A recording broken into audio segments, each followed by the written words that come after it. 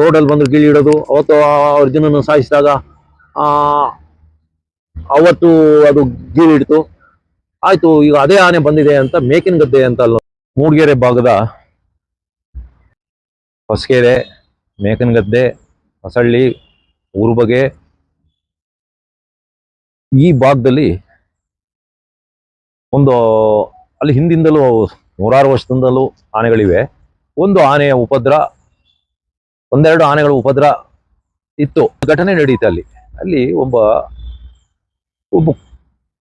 ಕೂಲಿಕಾರ ಅಂತ ಹೇಳ್ಬೋದು, ಅರ್ಜುನ. ಮಳೆಗಾಲದ ಸಮಯ ಅವನು ಅಲ್ಲೇ ಅವನ ಸಾಕು ತಾಯಿ ಮನೆಯಿಂದ ಸ್ವಲ್ಪ ದೂರದಲ್ಲಿ ನಡ್ಕೊಂಡು ಹೋಗ್ತಾ ಇರ್ತಾನೆ. ಅದು ನಮ್ಮ ಮಲೆನಾಡಲ್ಲಿ ಸಾಮಾನ್ಯಕ್ಕೆ ಕೊಡೆ ಯಾರು ಹಿಡಿಯೋದಿಲ್ಲ, ಕೂಲಿಕಾರರಾಗ್ಲಿ ಬೇರೆ ಹಳ್ಳಿಯರೆಲ್ಲ ಯಾರೇ ಆಗಲಿ. ಅದಕ್ಕೆ ಒಂದು ಪ್ಲಾಸ್ಟಿಕ್ ಕವರ್ ಹಾಕೊಂಡಿರ್ತಾರೆ ಕಾಲಿನವರಿಗೂ, ಮೇಲಿಂದ ತಲೆಯಿಂದ ಅದ್ರೊಳಗೆ ಅದು ಹಾಕೊಂಡು ಹೋಗ್ತಾ ಇರ್ತಾನೆ. ಒಂದು ಆನೆ ಹಠತ್ತಾಗಿ ಬಂದು ಅವನ್ನ ಎತ್ತಿಕೊಂಡು ಈ ರಸ್ತೆ, ಸುಮಾರು ಒಂದು 20 ಅಡಿ ಅಗಲದ ರಸ್ತೆ, ಅದು ಟಾರ್ ರೋಡ್, ಅದು ಮೇನ್ ರೋಡ್, ಅದು ಮೂಡಿಗೆರೆ ಗೌಡಳ್ಳಿ ರೋಡ್. ಅದು ಎತ್ಕೊಂಡು ಹೋಗಿ ಸೈಡಿಗೆ ಹಾಕಿ ಅವ್ನು ತೊಗೊಂಡು ಬಿಸಾಕಿ ಚಿಂದಿ ಮಾಡಿ ಹೋಗುತ್ತೆ. ಆಮೇಲೆ ಊರರೆಲ್ಲ ಓಡಿ ಬಂದು ಅವ್ನು ನೋಡ್ತಾ ಇರ್ಬೇಕಾದ್ರೆ ಇದಕ್ಕಿದ್ದಂಗೆ ಮತ್ತೆ ಆನೆ ಕಾಡೊಳಗೆ ಹೋಗಿ ಗೀಳಿಡ್ತದೆ. ಮತ್ತೆ ರೋಡಲ್ಲಿ ಬಂದು ನಿಂತ್ಕೊಂಡು ಒಂದು ಸ್ವಲ್ಪ ಶೋ ಮಾಡ್ತದೆ, ಅಲ್ಲೆಲ್ಲ ಗೀಳಿಟ್ಟು ಹೋಗುತ್ತೆ. ಆಮೇಲೆ ಅದು ಒಂದು ದೊಡ್ಡ ಗಲಾಟೆ ಆಗ್ತದೆ ಆನೆ ಹಿಡಿಯೋಕ್ಕಾಗಿ. ಅದು ಮೂಡಿಗೆರೆಯಲ್ಲೆಲ್ಲ ಫಾರೆಸ್ಟ್ ಇಲಾಖೆ ಮುಂದೆ ಗಲಾಟೆ ಆಗಿ ಅಭಿಮನ್ಯು ಅಂಡ್ ಟೀಮು ಆನೆ ಬರುತ್ತೆ. ಅಲ್ಲಿ ಬೈರಾಪುರ ಅನ್ನಲ್ಲಿ ಮತ್ತೊಂದು ಕ್ಯಾಂಪ್ ಮಾಡ್ತಾರೆ, ಆನೆಗಳನ್ನು ಹುಡ್ಕೊಂಡು ಹೋಗ್ತಾರೆ. ನಾನು ಆ ಕ್ಯಾಂಪಿಗೆ ಹೋಗಿದ್ದೆ. ಅಲ್ಲಿ ನಮ್ಮ Mujeeb doctor, wild life doctor, ಜೊತೆಗೆ ವೆಂಕಟೇಶಣ್ಣ ಬಂದಿರ್ತಾರೆ, ದಿವಂಗತ ವೆಂಕಟೇಶಣ್ಣ, ಶಾರ್ಪ್ ಶೂಟರ್, 150ಕ್ಕೂ ಹೆಚ್ಚು ಆನೆ ಹೊಡೆದರವರು. ಅವರು ಬರ್ತಾರೆ. ಆನೆಗಳನ್ನ ನಿರಂತರವಾಗಿ ಹುಡುಕಕ್ಕೆ ಶುರು ಮಾಡಿದ್ರು. ಅದು ಪಶ್ಚಿಮ ಘಟ್ಟದ ಬಾರ್ಡರ್. ಅದು ಪಶ್ಚಿಮ ಘಟ್ಟ ಅಲ್ಲಿ ಸಕಲೇಶ್ಪುರ ಭಾಗ ಮತ್ತೆ ಮೂಡಿಗೆರೆ ಭಾಗ ಅಂತ ಎರಡು ಡಿವೈಡ್ ಮಾಡಿದೆ. ಅದೇ ಕಾಡೆಲ್ಲ ಒಂದೇ ಕಾಡು, ಮಧ್ಯದಲ್ಲೊಂದು ಗಡಿ ಅಷ್ಟೇ. ಈ ಆನೆ ಯಾವ ಆನೆ ಅಂತ ನಮ್ಗೆ ಗೊತ್ತಾಗಲ್ಲ. ಅಲ್ಲಿ ಒಟ್ಟಿಗೆ ಅದೇ ಸಮಯದಲ್ಲಿ ಒಟ್ಟಿಗೆ ಒಂದು 5-6 ಆನೆ ಇರ್ತದೆ. ಅದೇ ಸಮಯದಲ್ಲಿ ನಮ್ಮ ಬಾರ್ಡರ್ ಇರೋ ನಮ್ಮ ಸಕಲೇಶ್ಪುರ ಭಾಗದಲ್ಲಿ ಅಲ್ಲಿ ಒಟ್ಟಿಗೆ 5 ಕಾಲಭೈರವ ದೇವಸ್ಥಾನ ಇದೆ ಆ ಪಶ್ಚಿಮ ಘಟ್ಟದ ಭಾಗದಲ್ಲಿ. ನಮ್ಮ ಸಕಲೇಶ್ಪುರ ಭಾಗದಲ್ಲಿ ಒಂದು ಕಾಲಭೈರವ ದೇವಸ್ಥಾನ 2 ಇದೆ. ಅದರಲ್ಲಿ ಒಂದು ಬೆಟ್ಟದೇವರ ಗುಡಿ ಅಂತ. ಅಲ್ಲಿ ಒಂದು ಆನೆ ಒಂದು ತಿಂಗಳ ಹಿಂದೆ ಕಾಣಿಸ್ಕೊಂಡಿರ್ತದೆ. ಒಂದು ಭಾರಿ ದೊಡ್ಡ ಆನೆ, ನಮ್ಮ ಸಕಲೇಶ್ಪುರದ ಭೀಮಾ ಆನೆ ಇದೆ ಅಲ್ಲ, ಅದೇ ಸೈಜಿನ ಆನೆ, ಭಾರಿ ಉದ್ದಕ್ಕವರೆಗೆ ಕಾಣಿಸ್ಕೊಳ್ತದೆ. ನಾವು ನಮ್ಮ ಅಲ್ಲಿ ಲೋಕಲರೆಲ್ಲ ಸೇರಿ ಭೈರವ ದೇವಸ್ಥಾನದ ಹತ್ರ ಕಾಣಿಸ್ಕೊಂಡಿದ್ದ ಆನೆ ಅಲ್ಲ ಅಂತ ಹೇಳಿ, ಅದಕ್ಕೆ ಲೋಕಲ್ ಹುಡುಗರು ನಾವು ಎಲ್ಲ ಸೇರ್ಕೊಂಡು ಅದಕ್ಕೆ ಭೈರ ಅಂತ ಹೆಸರಿಡ್ತೀವಿ. ಭೈರವ ಅಂತ, ಭೈರ ಅಂತ. ಅದು ಮೂಡಿಗೆರೆ ಭೈರ ಅಂತ ಫೇಮಸ್ ಆಗ್ತದೆ. ಅದೇ ಸಮಯದಲ್ಲಿ ಈ ಅರ್ಜುನನ ಮೇಲೆ ದಾಳಿ ಆಗ್ತದೆ. ಅರ್ಜುನನ್ ಸಾಯಿಸ್ತಾರೆ, ಒಂದು ಆನೆ ಸಾಯಿಸ್ತದೆ. ಈ ಎಲೆಕ್ಟ್ರಾನಿಕ್ ಮಾಧ್ಯಮದವರು, ಮೂಡಿಗೆರೆ ಭಾಗದ, ಚಿಕ್ಕಮಗಳೂರು ಭಾಗದ ಪೇಪರ್ನವರು ಈ ಭೈರವನೇ ಸಾಯಿಸಿದ, ಅರ್ಜುನನ್ ಸಾಯಿಸಿದ್ದು, ಅರ್ಜುನನ ಒಬ್ಬ ವ್ಯಕ್ತಿ ಸಾಯಿಸಿದ್ದು, ಮೂಡಿಗೆರೆ ಭೈರವನೇ ಸಾಯಿಸಿದ್ದು ಅಂತ. ಆದ್ರೆ ಒರಿಜಿನಲ್ ಭೈರ ಕಾಡಲ್ಲಿದ್ದ. ಅವನು ಸೌಮ್ಯ ಸ್ವಭಾವದ, ಬೃಹತ್ ಗಾತ್ರದ, ಸುಮಾರು 6,500 kg ದಪ್ಪ ಇರೋ ಒಂದು, ಈ ಮಾಧ್ಯಮದವರ ಭೈರ ಇವನೇ ಸಾಯಿಸಿದ್ದು, ಭೈರ ಸಾಯಿಸ್ತಾ ಅಂತ. ಆಮೇಲೆ ಏನಾಯ್ತು, ಎಲ್ಲ ಬಂದ್ರು, ಒಂದ್ ಕಡೆ ಹುಡುಕ್ತಾ ಇದ್ದು ಒಂದ್ ಕಡೆ 2 ಆನೆ ಇದ್ದು. ಸಾಯಿಸಿರೋ ಆನೆ ಯಾವುದು ಅಂದ್ರೆ, ಪ್ರತಿ ಒಂದೊಂದು ದಿವಸದಲ್ಲಿ 3-4 ಸತಿ ಕಾಡೊಳಗಿಂದ ಗೀಳಿಡ್ತದೆ. ಅದ್ರ ಬೆಂದ ಮೇಲೆ, ಒಂಟೆ ಬೆನ್ನಿನ ಮೇಲೆ ಇರ್ತದಲ್ಲ ಒಂಥರ, ಅದಕ್ಕೇನು ಹೇಳ್ತಾರೆ, ಒಂದು ಉಬ್ಬು ಅಂತ ಹೇಳ್ತೀನಿ, ಆ ತರ ಉಬ್ಬಿದೆ. ಅದ್ರ ವಿಡಿಯೋ ಇಲ್ಲಿದೆ ನೋಡಿ ಅಂತ ಎಲ್ಲ ನನಗೆ ಮತ್ತೆ ತೋರಿಸಿದ್ರು. ವಿಡಿಯೋ ಮತ್ತೆ ಫೋಟೋ ಎಲ್ಲ ತೋರಿಸಿದ್ರು. ಇದೇ ಆನೆ ಅಂತ. ಹೌದು, ಅದು ಆನೆ. ಅದ್ರ ಬೆಂದ ಮೇಲೆ ಒಂಟೆ ತರ ಒಂದು ಉಬ್ಬಿತ್ತು. ಅಷ್ಟೇ ಅಲ್ಲ, ಅದು ಪ್ರತಿ ಸತಿ ಗೀಳಿಡ್ತಾ ಇತ್ತು. ರೋಡಲ್ಲಿ ಬಂದು ಗೀಳಿಡೋದು. ಅವತ್ತು ಅರ್ಜುನನ್ನು ಸಾಯಿಸಿದಾಗ ಅವತ್ತು ಅದು ಗೀಳಿಡ್ತು. ಆಯ್ತು, ಈಗ ಅದೇ ಆನೆ ಬಂದಿದೆ ಅಂತ ಮೇಕಿನ ಗದ್ದೆ ಅಂತ ಅಲ್ಲೊಂದು ಸಕಲೇಶ್ಪುರ ಮೂಡಿಗೆರೆ ಬಾರ್ಡರ್ ಒಂದಿದೆ, ಪಶ್ಚಿಮ ಘಟ್ಟದ ಬಾರ್ಡರ್, ಅಲ್ಲಿ ಬಂದಿತ್ತು ಅಂತ ಆಯ್ತು. ಸುದ್ದಿ ಬಂತು. ಕೆಳ್ಳ ಮೇಕನ ಗದ್ದೆ ಅಂತ ಒಂದು ಗ್ರಾಮ. ನಾನು, ಮುಜೀಬು ಡಾಕ್ಟ್ರು, ಆನೆ ಹುಡುಗರು, ಆನೆ ಕಡೆ ಬಂದ ಹುಡುಗರು, ಮಾವುತರು, ಮತ್ತೆ ನಮ್ಮ ಮೂಡಿಗೆರೆ ಸೈಡು ಫಾರೆಸ್ಟ್ಗಳು, ಜೊತೆಗೆ ನಮ್ಮ ಅಭಿಮನ್ಯು ಮಾವುತನ ವಸಂತ ಎಲ್ಲ ಹೋದು. ಸುಮಾರು ಒಂದು 15 ಜನ ಕಣ್ಣು ನುಗ್ಗಿಬಿಟ್ಟು ಹೋಗ್ತಾ ಇದೀವಿ. ಒಳಗಡೆ ಕಾಡು ಒಳಗಡೆ ಎಲ್ಲ ಒಂಥರ, ಅಲ್ಲೂ ಒಂಥರ ಬಿಸಿ ಸ್ಮೆಲ್ಲು. ಅದು ಅಲ್ಲದೆ ಇದು ಪಕ್ಕ ನಮಗೆ ಗೊತ್ತಾಯ್ತು, ಇದೇ ಆನೆ ಮುಂಚೆ ಅವ್ನು ಸಾಯಿಸಿದ್ದು ಅಂತ. ಆ ಕಾಡಿಗೆ ದೊಡ್ಡ ಗೊಳ್ಳ ಅಂತ ಹೆಸರು. ದೊಡ್ಡ ಗೊಳ್ಳ ಅಂದ್ರೆ ಅದು ಎತ್ತರ, ಅದ್ರ ಕೆಳಗಡೆ ಭಾರಿ ಒಂದು ತಗ್ಗು ಕಣಿವೆ ಇದೆ, ಇಳಿಜಾರು. ನಮ್ಮ ಮಲೆನಾಡಿನಲ್ಲಿ ಅಂತ ಜಾಗಕ್ಕೆ ಗೊಳ್ಳ ಅಂತೀವಿ. ಅದಕ್ಕೆ ಕಣಿವೆ ಅಂತ ಹೇಳ್ಬೋದು, ವ್ಯಾಲಿ ಅಂತ ಹೇಳ್ಬೋದು, ಏನೋ ಹೇಳ್ಬೋದು. ಒಂದೊಂದು ಕಡೆ ಒಂದೊಂದು ರೀತಿ, ಕೊಡಗಿನಲ್ಲಿ ಒಂಥರ ಹೇಳ್ತಾರೆ, ಇನ್ನು ಬೇರೆ ಕಡೆ ಒಂದೊಂದು ರೀತಿ ಹೇಳ್ತಾರೆ. ಅದಕ್ಕೆ ದೊಡ್ಡ ಗೊಳ್ಳ ಅಂತ ಹೆಸರು. ಅಲ್ಲಿ ಹೋಗ್ತಾ ಇದೀವಿ, ಆನೆಗಳದ್ದು ಸ್ಮೆಲ್ ಹೊಡಿತಾ ಇದೆ. ಹೋಗಿ ಆನೆ ಅಲ್ಲಿ ಮಲಗಿರೋದು ಗೊತ್ತಾಯ್ತು. ಅದೊಂದು ಎತ್ತರದ ಜಾಗ, ಒಳ್ಳೆ ಗಾಳಿ ಬೀಸೋ ಜಾಗ, ಸುತ್ತಮುತ್ತ ಎಲ್ಲ ಒಂದು ಸ್ವಲ್ಪ ಕಾಣೋಂಥ ಜಾಗ. ಅದು ಪಕ್ಕ ಒಂದು ವೆಸ್ಟರ್ನ್ ಘಾಟ್ ಕಾಡಾಗಿರೋದ್ರಿಂದ ಅದೊಂದು ಎವರ್ಗ್ರೀನ್ ಫಾರೆಸ್ಟ್. ಅದು ಸಾಮಾನ್ಯ ಪ್ರಾಣಿಗಳು, ಯಾವುದೇ ಪ್ರಾಣಿ ಆಗಲಿ ನಮ್ಮ ಮಲೆನಾಡಲ್ಲಿ ಆಗಲಿ ಎಲ್ಲ ಆಗಲಿ ಎತ್ತರ ಜಾಗದಲ್ಲಿ ಮಲಗ್ತವೆ. ಯಾಕೆಂದ್ರೆ ಒಂದು ತಂಪು ಗಾಳಿ, ಇನ್ನೊಂದು ಅವಕ್ಕೆ ಏನು ಶಬ್ದ ಆದ್ರೂ ಅಲ್ಲಿ ಕೇಳಿಸುತ್ತೆ. ಮತ್ತೊಂದು ಅಂದ್ರೆ ಸೊಳ್ಳೆಗಳ ಕಾಟ ಕಡಿಮೆ. ಈ ತಗ್ಗು ಪ್ರದೇಶದಲ್ಲಿ ಆದ್ರೆ ಸೊಳ್ಳೆಗಳು ಜಾಸ್ತಿ, ಅಲ್ಲಿ ಗಾಳಿನೂ ಬೀಸಲ್ಲ. ಇದು ಎತ್ತರದಲ್ಲಿತ್ತು. ನಮ್ಮ 2 ಜನ ಆನೆ ಹುಡುಗರು, ನಾವು ಅವರಿಗೆ ಆನೆ ತಜ್ಞರು ಅನ್ನೋದು ನಾನು ಅವರಿಗೆ, ನಮ್ಮ ನಾಗರ ಹೊಳೆ ಹುಡುಗರು ಆನೆ ನೋಡಕ್ಕೆ ಅಂತ ಹೋದ್ರು. ಅಲ್ಲಿ ಯಾಗೋ ಒಂದು ಕಡ್ಡಿ ಟಕ್ ಅಂತ ಮುರಿದು ಕೂಡ ಆನೆ ಎದ್ದುಬಿಟ್ಟು. ಯಾಕೆಂದ್ರೆ ಈ ಮನುಷ್ಯರು ಸಾಯಿಸಿದ ಆನೆಗಳು ಒಂದು ಸ್ವಲ್ಪ ಹುಷಾರಾಗಿರ್ತವೆ ಅಂತ. ಆನೆಗಳು ಆಗಲಿ, ಹುಲಿಗಳಾಗ್ಲಿ, ನರಭಕ್ಷ ಹುಲಿಗಳು ಭಾರಿ ಚುರುಕು. ಅಲ್ಲಿಂದ ಸ್ವಲ್ಪ ಮುಂದೆ ಮೇಲೆ ಹೋಯ್ತು. ನಮ್ಮ ವಸಂತ ಏನು ಮಾಡಿದ, ಅಭಿಮನ್ಯು ಮಾವತ ಒಂದು ಮರ ಹತ್ತಿ ಕೂತ್ಕೊಂಡ. ನಾನು ವೆಂಕಟೇಶಣ್ಣ ಒಟ್ಟಿಗೆ ಹೋಗ್ತಿದ್ವಿ. ವೆಂಕಟೇಶಣ್ಣನ ಜೊತೆ ಗನ್ನರ್ ಬೇಕಿತ್ತು. ನನ್ನ ಹತ್ರ ಒಂದು ಗನ್ ಇತ್ತು, ಫಾರೆಸ್ಟ್ನರ್ದು ಒಂದು 5 ಶಾಟ್ ಗನ್ ಕೊಟ್ಟಿದ್ರು ನನಗೆ. ನಾನು ಹಿಡ್ಕೊಂಡಿದ್ದೆ, ನನಗೆ ಕೊಟ್ಟಿದ್ದಲ್ಲ, ಫಾರೆಸ್ಟ್ನರ್ ಒಬ್ಬ ಹಿಡ್ಕೊಂಡಿದ್ದ. ಅವನಿಗೆ ಅಲ್ಲಿ ಆನೆ ಇರೋ ಹತ್ರಕ್ಕೆ ಹೋಗಿ ಅವನಿಗೆ ಹೆದರಿಕಾಗಿ ನನ್ನ ಕೈ ಕೊಟ್ಟ, ತಗೊಳ್ಳಿ ಸರ್ ನೀವು ಹಿಡ್ಕೊಂಡು ಹೋಗಿ ವೆಂಕಟೇಶಣ್ಣನ ಜೊತೆ ಹೋಗಿ ಅಂತ. ಇದ್ದಕ್ಕಿದ್ದಂಗೆ ಇಡೀ ಭೂಮಿನೇ ಒಂದು ಸುತ್ತಮುತ್ತ ಎಲ್ಲ ಕಂಪನ ಬರಂಗೆ, ನಮ್ಮಿಂದ ಕೇವಲ ಒಂದು 30 ಅಡಿ ದೂರಕ್ಕೆ ಒಂದು ಆನೆ ನಮ್ಮ ಸೈಡಿಗೆ, ಅಂದ್ರೆ ನಮ್ಗೆ ಕಾಣ್ತಾ ಇರಲಿಲ್ಲ, ನಮ್ಮ ಸೈಡಿಗೆ ಅದರದ ಸೊಂಡಿಲನ್ನು ಸ್ಟ್ರೈಟ್ ಮಾಡಿ ಬೀಳಿಟ್ಬಿಡ್ತು. ಒಂದೇ ಸತಿ ಎಲ್ಲ ಅಲರ್ಟ್ ಆದ್ರು, ಆನೆ ಇಲ್ಲೇ ಇದೆ ಅಂತ. ಅಷ್ಟೊತ್ತಿಗೆ ಏನಾಗ್ಬಿಡ್ತು, ಅಲ್ಲೊಂದು ಅಚಾತುರ್ಯ ನಡೆದು ಹೋಗ್ಬಿಡ್ತು. ನಮ್ಮ ಮೂಡಿಗೆರೆಯಿಂದ ಬಂದ ಒಬ್ಬ ಹುಡುಗಿಗೆ ಅಷ್ಟು ಆನೆ ಹಿಡಿಯೋ ಕಾರ್ಯಾಚರಣೆಯಲ್ಲಿ ಅದು ಅವನ ಹೊಸ ಅನುಭವ. ಅವನಿಗೆ ಅದು ಗೊತ್ತಾಗ್ದಲೆ ಆ ಬೀಳಿಟ್ಕೊಳ್ಳೆ ಒಂದು ಗುಂಡು ಆಕಾಶಕ್ಕೆ ಹಾರಿಸಿಬಿಟ್ಟ. ಅದು ಹೊಡಿಬಾರ್ದಿತ್ತು. ಅದು ಆನೆ ಓಡ್ಸಕ್ಕೆ ಹೋದಾಗ ಮಾತ್ರ ಆನೆಗಳನ್ನ ಹೆದರಿಸಿ ಓಡ್ಸಕ್ಕೆ ಗುಂಡು ಹೊಡಿಬೇಕು. ನಾವು ಹೋಗಿದ್ದು ಆನೆ ಹಿಡಿಯಕ್ಕೆ. ಆ ಗುಂಡಿನ ಸೌಂಡಿಗೆ ಆನೆ ಅಲ್ಲಿಂದ ಓಡಕ್ ಶುರು ಮಾಡಿದ್ರು. ಓಡ್ದು ಎಲ್ಲಿವರೆಗೂ ಓಡ್ತು ಅಂದ್ರೆ, ಅಲ್ಲಿಂದ 2 ಕಿಲೋಮೀಟರ್ ದೂರದಲ್ಲಿ ನಮ್ಮ ಸಕಲೇಶ್ಪುರದ ಪಶ್ಚಿಮ ಘಟ್ಟ ಬಾರ್ಡ್ರಿಗೆ ಹೋಗಿ, ನಮ್ಮ ಪಶ್ಚಿಮ ಘಟ್ಟದ ಬಾರ್ಡ್ರಲ್ಲೂ ಹಳ್ಳಿಗಳಲ್ಲಿ ಹೋಗಿ, ಅಲ್ಲೊಂದು ಮಾಲ್ಗೂಡು, ಹೊಡಚಳ್ಳಿ, ಕುಮಾರಹಳ್ಳಿ, ಬಣಾಲು ಅಂತ ಒಂದು ಗ್ರಾಮಗಳಿವೆ. ಅಲ್ಲಿ ಹೋಗಿ 2 ತಿಂಗಳು ಕೂತು ಮೂಡಿಗೆರೆ ತಾಲೂಕಿಗೆ ಆನೆನೇ ಬರಲಿಲ್ಲ. ಇನ್ನೇನ್ ಮಾಡೋದು, ಕ್ಯಾಂಪ್ ಕ್ಲೋಸ್ ಮಾಡಿರು. ಅಲ್ಲಿಂದ ಮೂಡಿಗೆರೆ ಹತ್ರ ಅಲ್ಲೊಂದು ರಿಸರ್ವ್ ಫಾರೆಸ್ಟ್ ಇದೆ, ಅಲ್ಲಿ ಆನೆಗಳ ಕಾಟ, ಅಲ್ಲೊಬ್ಬ ಲೇಡಿನ ಆನೆ ಸಾಯಿಸ್ತು ಅಂತ ಹೇಳಿ ಅಲ್ಲಿಗೆ ಕ್ಯಾಂಪ್ ಶಿಫ್ಟ್ ಆಯ್ತು. 2 ತಿಂಗಳು ಕಳೆದ ಮೇಲೆ ಅಲ್ಲಿದ್ದು ನಮ್ಮೆಲ್ಲ ಆನೆಗಳು ಅಲ್ಲಿದ್ದು. 2 ತಿಂಗಳು ಕಳೆದ ಮೇಲೆ ಅವತ್ತು ಬೆಳಗಿಂದು ಒಂಥರ ಮಳೆ, ಚಿಕ್ಕದಾಗಿ ಮಳೆ ಬೀಳ್ತಾ ಇತ್ತು. ಇದ್ದಕ್ಕಿದ್ದಂಗೆ ಒಂದು ಫೋನ್ ಬಂತು. ಹೊಸಳ್ಳಿ ಅನ್ನೋ ಒಂದು ಊರಿಗೆ ಬೆಳಿಗ್ಗೆನೆ 2 ಆನೆ ಬಂದು, ಅದರಲ್ಲಿ ಒಂದು ಆನೆ ಸೀದಾ ಹೋಯ್ತು, ಇನ್ನೊಂದು ಆನೆ ರೋಡಲ್ಲಿ ಹಳ್ಳಿಯಲ್ಲಿದ್ದನ್ನೆಲ್ಲ ಅಟ್ಟಿ ಆಡಿಸ್ತಾ ಉಂಟು. ಅಲ್ಲೇ ಒಂದು ಚಿಕ್ಕ ಕಾಡಲ್ಲಿದೆ ಅಂತ.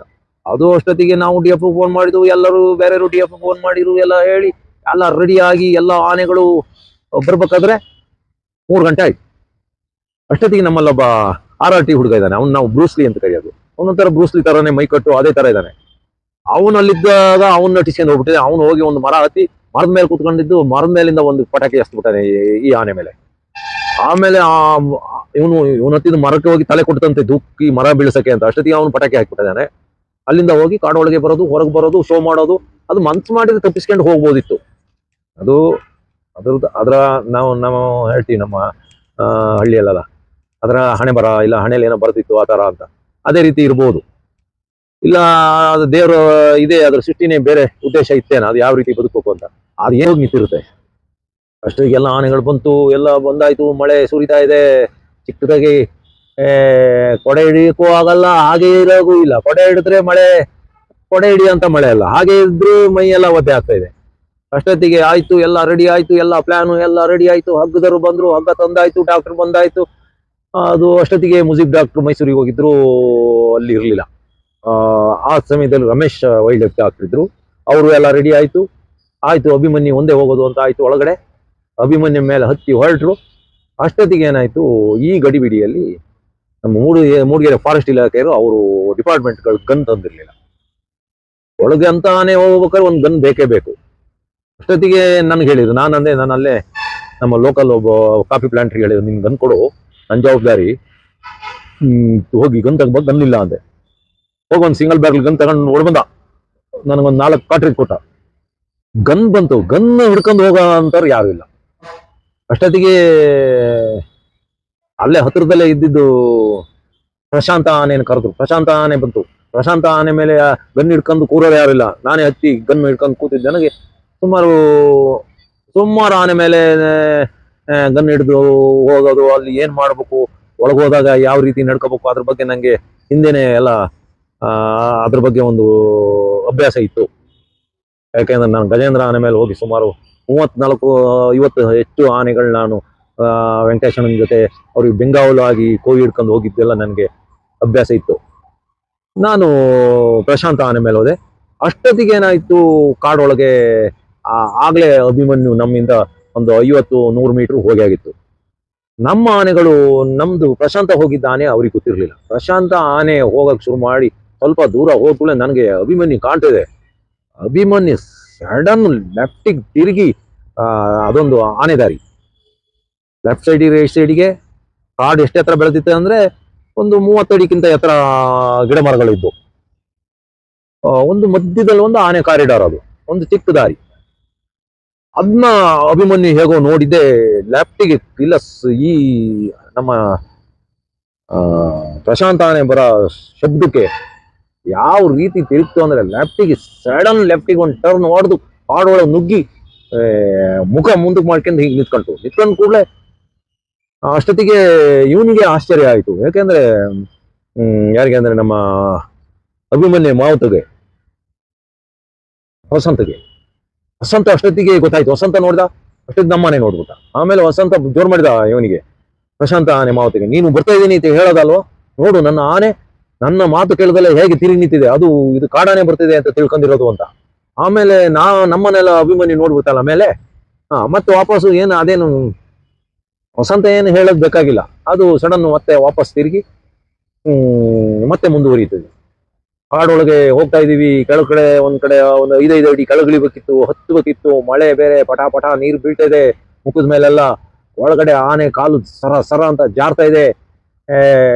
ಕಾಡು ಸಖತ್ ತಿಕ್ಕಾಗ್ತಾ ಉಂಟು. ನಾನು ಹೇಳಿದ್ನಲ್ಲ, ಗುರುಕುಲು ಹೋಗಿದ್ರು 12 ಅಡಿ ಹತ್ರ. ಗುರುಕುಲು ಒಳಗೆ ನಮಗೆ ಎದುರುಗಡೆ ಆನೆನೂ ಕಾಣ್ತಾ ಇರ್ಲಿಲ್ಲ, ಬೇರೆ ಕಾಡಾನೇನು ಕಾಣ್ತಾ ಇರ್ಲಿಲ್ಲ. ಹಾಗೆ ನಾವು ಮುಂದುವರಿತಿರ್ಬೇಕಾದ್ರೆ ನಾನು ಲೆಫ್ಟ್ ಸೈಡ್ ನೋಡ್ತೀನಿ, ಒಂದು ಆನೆ 2 ಕಿವಿನೂ ಅಗಲಿಸ್ಕೊಂಡು ನಮ್ಮ 2 ಆನೆನೂ ದುರುಗುಟ್ಕೊಂಡು ನೋಡ್ತಾ ಇತ್ತು. ಕೆಲವು ಟೈಮು ಕಾಡೊಳಗೆ ಕಾಡಾನೆಗಳು ನಮ್ಮ ಸಾಕಿದ ಆನೆಗಳ ಮೇಲೆ ಅಟ್ಯಾಕ್ ಮಾಡಲ್ಲ, ಅವು ಅದ್ರ ಮೇಲೆ ಕೂತಿರೋ ಮನುಷ್ಯರ ಮೇಲೆ ಅಟ್ಯಾಕ್ ಮಾಡ್ತವೆ. ಹಿಂದೆ ಒಂದ್ಸತಿ ನಾನು ಅರ್ಜುನ್ ಮೇಲೆ ಕೂತ್ಕೊಂಡು ಕೂಸಪ್ಪ ಅದ್ರ ಮಾವುಟ ಆದಾಗ ಅರ್ಜುನಿಗೂ ಆ ಕಾಡಾನೆಗೂ ಫೈಟ್ ಆಗ್ಬೇಕಾದ್ರೆ ನಾನು ಅರ್ಜುನ್ ಮೇಲೆ ಆವಾಗ ಒಂದು ಗನ್ ಹಿಡ್ಕೊಂಡು ಕೂತ್ಕೊಂಡಿದ್ದೆ. ಆವಾಗ ಅದು ಅರ್ಜುನನ ಹತ್ರ ಫೈಟ್ ಮಾಡೋದ್ ಬಿಟ್ಟು ಕೂಸಪ್ಪನ ಹಿಡಿಯಕ್ಕೆ ಸೊಂಡ್ಲಾಕಿತ್ತು. ಅವಾಗ ಕೂಸಪ್ಪ ಅದನ್ನ ತಪ್ಪಿಸ್ಕೊಂಡು ಅರ್ಜುನನಿಗೆ ಏನೋ ಸಿಗ್ನಲ್ ಕೊಟ್ಟು ಬೈದ. ಅದು ಬಿಡ್ತಿದ್ದು ಬಿಸಿ ಉಸಿರು ನನ್ನ ಮುಖಕ್ಕೆ ಹೊಡಿತಿತ್ತು ಕಾಡಾನೆ. ಹಾಗಾಗ್ತದೆ ಅನ್ನೋದು ನನ್ಗೆ ನೆನಪಾಯ್ತು. ಈಗ ಏನ್ ಮಾಡೋದು, ನನ್ನ ಮೇಲೆ ಅಟ್ಯಾಕ್ ಮಾಡೋ ಚಾನ್ಸ್ ಇರ್ಬೋದು. ನಾನು ಎಡಕೆ ಬಲಕ್ಕೆಲ್ಲ ನೋಡಿದೆ, ಅಲ್ಲೊಂದು ಮರನೂ ಇತ್ತು. ಇಂಥ ಪರಿಸ್ಥಿತಿ ಬಂದ್ರೆ ಆನೆ ಮೇಲೆ ನಿಂತ್ಕೊಂಡಿದೆ, ಆ ಮರಕ್ಕೆ ಹಾರಿ ಅದನ್ನ ಹಿಡ್ಕೊಬಿಡೋದು ಅಂತ. ಅಷ್ಟೊತ್ತಿಗೆ ನಮ್ಗಿಂತ ಒಂದು 10-20 ಅಡಿ ದೂರದಲ್ಲಿದ್ದ ಅರ್ಜುನಿಗೆ ಅದು ಅಭಿಮನ್ಯುಗೆ ಗೊತ್ತಾಯ್ತು. ಅಭಿಮನ್ಯು ಸಡನ್ ಲೆಫ್ಟಿಗೆ ತಿರುಗಿ ಕೂಡಲೇ ಮಿಂಚಿನ ವೇಗದಲ್ಲಿ ಹೊಡೆದ್ರು ವೆಂಕಟೇಶಣ್ಣ. ಡಾಟ್ ಮಾಡಿದ ಕೂಡಲೇ ನಮ್ಮ ಆನೆ ಬಿಡ್ತು, ಆ ಕಾಡಾನೆ ಅಭಿಮನ್ಯನ ಮೇಲೆ ಬಂತು. ಅಭಿಮನ್ಯು ಮೊದಲೇ ರೆಡಿ ಆಗಿರ್ತಾನ ಅವನು. ಡ್ಯಾಡ್ ಅಂತ ಒಂದು ಡ್ಯಾಶ್ ಹೊಡೆದ ಕೂಡಲೇ ಆ ಆನೆ ಒಂದು ಅರ್ಧ ಅಡಿ ಹಿಂದಕ್ಕೆ ಹೋದ ಕೂಡಲೇ ಅಲ್ಲಿಂದ ಪ್ರಶಾಂತ ಆನೆ, ನಾವು ಕೂತಿದ್ ಪ್ರಶಾಂತ ಆನೆ, ಅಭಿಮನ್ಯು ನಮ್ಮ ಮಧ್ಯದಲ್ಲಿ ಆನೆ ಓಡೋಗಿ ಮತ್ತೆ ಇಲ್ದಂಗಾಯ್ತು. ಎಲ್ಲಿ ಹೋಯ್ತು ಅಂತ ಗೊತ್ತಿಲ್ಲ. ಹುಡುಕಿದ್ದು ಹೊರಗಡೆ ಬಂದ್ರೆ ಅಲ್ಲಿ ಒಂದು ಟಾರ್ ರೋಡು, ಅದಿರೋದೇ 2 ಎಕರೆ ಅಷ್ಟೇ, ದೊಡ್ಡ ಕಾಡಾಗಿದೆ, ಕಷ್ಟ ಆಗ್ತಿತ್ತು. ಅಲ್ಲಿಲ್ಲ, ಈ ಕಡೆ ಇಲ್ಲ. ಅಷ್ಟೊತ್ತಿಗೆ ಮೊದಲು ಒಂದು ಭಾರಿ ದುರ್ಘಟನೆ ಆಗ ಚಾನ್ಸ್ ಇತ್ತು. ಅದು ದೇವ್ರ ದಯಿಂದ ಅದು ತಪ್ಪಾಯ್ತು. ಇದೇನಾಯ್ತು ಅಂದ್ರೆ ನಮ್ಮ ಆನೆ ಹುಡುಗರುಗಳು ಕಾಡೊಳಗೆ ಬರ್ತಾ ಇದಾರಂತೆ. ಒಂದು ಆನೆ ಬರ್ತಾ ಇದೆ. ನಮ್ ಸಾಕಿದ ಆನೆ ಅಂತ ಹತ್ರಕ್ಕೆ ಹೋದ್ರೆ ಯಾರು ನೋಡ್ತಾನಂತೆ, ಸಾಕಿ ಅದು ಆನೆ ಮೇಲೆ ಯಾರು ಕೂತಿಲ್ಲ. ಇದು ಕಾಡಾನೆ ಅಂತ ಹೇಳಿ ತಪ್ಪಿಸ್ಕೊಂಡು ಓಡಿ ತಪ್ಪಿಸ್ಕೊಬಿಟ್ರು. ಇಲ್ಲಾಂದ್ರೆ ಅವ್ರನ್ನ ತುಂಬಿಗೆ ಹಾಕ್ಬಿಡ್ತಿತ್ತು. ಆಮೇಲೆ ಲಾಸ್ಟಿಗೆ ಆನೆ ಬಂದು ಅಲ್ಲಿ ಬಿದ್ದೋಯ್ತು. ಬಿದ್ದ ಮೇಲೆ ಅಷ್ಟೊತ್ತಿಗೆ ಅಭಿಮನ್ಯು, ಅಷ್ಟೊತ್ತಿಗೆ ಬೇರೆ ಆನೆಗಳೆಲ್ಲ ಬಂದು, ನಾನು ಸ್ವಲ್ಪ ಹೊತ್ತು ಪ್ರಶಾಂತ, ನಾನು ಅಷ್ಟೊತ್ತಿಗೆ ಒಂದು ಫೈರ್ ಮಾಡಿದೆ, ಆನೆ ಬಿತ್ತು ಅಂತ 2 ಫೈರ್ ಮಾಡಿದೆ. ಅಷ್ಟೊತ್ತಿಗೆ ಎಲ್ಲ ಬಂದರು. ಅದು ಹತ್ರ ಏನು ಆ ರೋಡಲ್ಲೇ ನಮ್ಮ ಸಾಕಿದ ಆನೆಗಳು ನಿಂತಿದ್ದು, ಅಲ್ಲಿಂದ 100 ಮೀಟರ್ ಒಳಗಡೆ ಅಷ್ಟೇ. ಅಷ್ಟೊತ್ತಿಗೆ ಎಲ್ಲ ಬಂದು, ಮಳೆ ಬೇರೆ ಸುರಿತಾ ಇದೆ, ಪಟ ಪಟ ಬೇಗ ಬೇಗ ಬೇಗ ಕೆಲಸ ಆಯಿತು. ಅದನ್ನ ಎತ್ತಿ ಟ್ರೈನ್ ಬಂತು. ಅಭಿಮನ್ಯನ ಕಂಡ್ರೆ ಸ್ವಲ್ಪ ಅದು ಹೆದರ್ತಾ ಉಂಟು. ಅದಕ್ಕೊಂದು ಹೆಸರು ಇಟ್ಟಾರೆ, ಅದು ಯಾವ ಹೆಸರು ಅಂತ ಹೇಳ್ತೀನಿ. ಆಮೇಲೆ ನಾನು ಅವಾಗಲೇ ನನ್ನ ಆನೆ ನೋಡಿದೆ. ಒಂದು ಸತಿ ಆನೆ ನೋಡಿ ಕೂಡ ನಂಗೆ ಏನೋ ಅನಿಸ್ತದೆ. ನಾನು ನಮ್ಮಲ್ಲಿದ್ದರಿಗೆಲ್ಲ ಹೇಳಿದೆ, ಈ ಆನೆಯಲ್ಲಿ ಏನೋ ವಿಶೇಷ ಇದೆ. ಒಂದು ಇದ್ರ ಕಿವಿ ಮುಂದಕ್ಕೆ ಬಾಗಿಲ್ಲ. ಆನೆಗಳಿಗೆ ವಯಸ್ಸಾದ್ಮೇಲೆ 30 ವರ್ಷದ ಮೇಲೆ ಆನೆಗಳ ಕಿವಿ ಹೀಗೆ ಮುಂದಕ್ಕೆ ಬಾಗುತ್ತೆ. ಈ ಆನೆ ಕಿವಿ ಹಿಂದಕ್ಕೆ ಬಾಗಿತ್ತು. ಅಂದ್ರೆ ಸಾಮಾನ್ಯ ಆಫ್ರಿಕದ ಆನೆಗಳದ್ದು, ಏಷ್ಯಾ ಆನೆಗಳದೆಲ್ಲ ಹೀಗಾದ್ರೆ ಆಫ್ರಿಕದ ಆನೆಗಳು ಹಿಂದಕ್ಕೆ ಬಾಗೋದು ಜಾಸ್ತಿ, ಹಿಂಭಾಗಕ್ಕೆ. ಈ ಕಿವಿ ಎದ್ರೆ ಹೀಗೆ ಹೀಗೆ ಹಿಂದಕ್ಕೆ ಹಾಗೆ ಭಾಗ್ಯ ಇತ್ತು. ಆಮೇಲೆ ಇದ್ರಲ್ಲಿ ಲಕ್ಷಣನೂ ಇತ್ತು. ಅದ್ರ ಕೋರೆ, ಅದರ ನಿಲುವು, ಅದರದ ಲಕ್ಷಣಗಳು, ಕೆಲವು ಗಜ ಲಕ್ಷಣಗಳು ಇರ್ತವೆ. ಉದ್ದ ಬಾಲ, ಎತ್ತರವಾದ ನಿಲುವು, ಅವೆಲ್ಲ ಇರುತ್ತೆ. ಅದನ್ನೆಲ್ಲ ನೋಡಿದೆ. ಆಮೇಲೆ ಅದು ಬಿದ್ದ ಕೂಡಲೇ ನಾನು ಏನ್ ಮಾಡಿದೆ ಗೊತ್ತಾ, ಹೋಗಿ ನನ್ನ ಅದ್ರ ಮೇಲೆ ಒಂದು ಒಂಟೆ ತರದೊಂದು ಒಂದು ದಿಬ್ಬಾಯ್ತು, ಉಬ್ಬು ಈ ಆನೆ ಮೇಲೆ ಅಂತ ನಾನು ಮೊದಲೇ ಹೇಳಿದ್ದೆ. ಅದು ಇದು ಈ ಆನೆಯಲ್ಲಿ ಇತ್ತು. ಅದೇ ಆನೆ, ಅದೇ ಇದು ಪರ್ಫೆಕ್ಟ್, ಅದೇ ಮನುಷ್ಯನ ಸಾಯಿಸ್ತಾ ಇದ್ದಿದ್ದು. ನಾನು ಹೋಗಿ ಅಳತೆ ಮಾಡಿದೆ. ನಾವು ಇದು ಗೇಣು ಅಂತೀವಿ, ಈ ತುದಿಯಿಂದ ಈ ತುದಿಗೆ ಒಂದು ಗೇಣು ಅಂತೀವಿ. ಹೀಗೆ 3 ಗೇಣು ಇತ್ತು ಅದು ಉದ್ದ. ಆಮೇಲೆ ಒಂದು ಗೇಣು ದಪ್ಪ ಇತ್ತು. ಅದೊಂದು ಅಳತೆ ಮಾಡಿದೆ ನಾನು. ಅಲ್ಲಿ ಒಂದು ಕಡ್ಡಿ ಮುರಿದು ಮಾಡೋಕ್ಕಿಂತ ಕಡ್ಡಿ ಎಲ್ಲೋ ಬಿದ್ದೋಗ್ಬೋದು ಅಂತ ಹೇಳಿ ಕೈಯಲ್ಲೇ ಅಳತೆ ಮಾಡಿದೆ. ಉಬ್ಬು ಇತ್ತು. ಆಮೇಲೆ ಎಲ್ಲರನ್ನು ಕರೆದು ಹೇಳಿದೆ, ಅಲ್ಲಿ ಲೋಕಲ್ ಹುಡುಗರಿಗೆ, ಆ ಹಿಂದೆ ಸ್ಟ್ರೈಕ್ ಮಾಡಿದವರು, ಆಮೇಲೆ ಅಲ್ಲಿ ಪೆಟ್ಟು ತಿಂದವರು, ಅದ್ರ ಬಗ್ಗೆ ಹೋರಾಟ ಮಾಡಿದವರಿಗೆ, ನೋಡಿ ಇದೇ ಆನೆ, ಇನ್ನೇನು ನೀವು ಯಾವುದು ಸಂಶಯ ಬೇಡ, ಇದೇ ಆನೆ. ನಾನು ಈ ಆನೆ ನಮ್ಮ ತಾಲೂಕು, ನಾನು ಏನು ಹೇಳಿದೆ, ಬಾಳುಗೂಡು, ಕುಮಾರಹಳ್ಳಿ ಅಂತ ಉಂಟಲ್ಲ, ಅಲ್ಲೊಂದು ಕಾಲಭೈರವ ಇದೆ. ಅದಕ್ಕೆ ಘಾಟಿ ಭೈರವ ಅಂತ ಹೆಸರು. ಅದು ಹೊಯ್ಸಳರು ಕಟ್ಟಿರೋ ಕಲ್ಲಿನ ದೇವಸ್ಥಾನ. ಕುಮಾರಹಳ್ಳಿ, ಬಣಾಲು, ಹೊಡ್ಚಳ್ಳಿ ಆ ಭಾಗದಲ್ಲಿ ಇದ್ದಾಗ ನಾನು ಈ ಆನೆ ನೋಡೋ ಕಾಡೊಳಗೆ ಹೋದಾಗ ನನ್ನ ಮೇಲೆ ಒಂದ್ಸತಿ ಅಟ್ಯಾಕ್ ಮಾಡಕ್ ಬಂದಿತ್ತು. ಇದೇ ಆನೆ, ಸಂಶಯ ಬೇಡ. ನೀವು ಇನ್ನೇನು ಫಾರೆಸ್ಟ್ ಇಲಾಖೆಯವ್ರನ್ನ ಬೇಕು ಹೋಗ್ಬಿಡಿ, ಅವ್ರು ಕೆಲಸ ಮಾಡಿದ್ದಾರೆ ಅಂತ ಹೇಳಿ. ಆಮೇಲೆ ಆ ಆನೆನ ಬೇಗ ಬೇಗ ತುಂಬಿಸ್ತು. ಮಳೆ ಬರ್ತಾ ಇತ್ತು, ಕಳಿಸಿಕೊಟ್ಟು ಆ ಆನೆಗೆ ಏಕಲವ್ಯ ಅಂತ ಹೆಸರಿಟ್ರು. ನೋಡಿ, ಈಗ ಏಕಲವ್ಯ 1.5 ವರ್ಷದೊಳಗೆ ಅವನು ಯಾವ ರೀತಿ ಅವನು ಬದಲಾಗಿದ್ದಾನೆ ಅಂದ್ರೆ, ಆವಾಗ ಗೀಳಿಟ್ಕೊಂಡು ನನ್ನ ಮೇಲೆ 2 ಸತಿ ಅಟ್ಯಾಕ್ ಮಾಡಕ್ ಬಂದನು. ನನ್ನ ಮೇಲೆ ಅಲ್ಲ, ನಾನಿದ್ದು ಟೀಮಿನ ಮೇಲೆ, ನಮ್ಮಗಳ ಮೇಲೆ ಬಂದನು. ಈಗ ಏಕಲವ್ಯ ಒಳ್ಳೆ